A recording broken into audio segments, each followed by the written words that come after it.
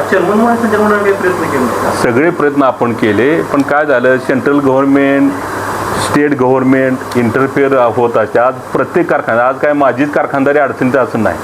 आज राज्यातल्या तुम्ही कारखानदारीकडे जावा, 70-80% कारखान्याचे चेअरमन रात्रभर झोपत नाहीत. रात्रभर झोपत नाही. माझी परिस्थिती तशी होती मागच्या 2-4 वर्षात.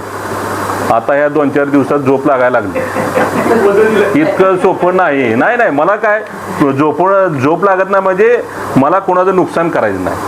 आमच्यावर जो विश्वासाने ऊस घातलाय त्याला पैसे मला मिळाले पाहिजेत, ही मानसिकता. या तक्रारी अर्ज केल्यामुळे उठली की आम्ही बँकेच्या दारात आहे. हो, दुसरं कामच नाही आम्हाला काय सुचलं. मागापासून सातत्यानं उल्लेख करतात की तक्रार दिल्यामुळे होय. तर त्या तक्रारमध्ये इतकं तथ्य असू शकतं? काहीच नाही हो, तथ्यच नाही. काय मी तीच सांगितलं, एक तथ्य सिद्ध करून दाखवा तुम्ही. फक्त अडचण काय झाली, त्यांच्यावरती अब्रू दावा वगैरे काही चेअरमन काय केलं नाही? आता काय होतं माहिती आहे का, अब्रू नुकसानीचा दावा बिवा ह्या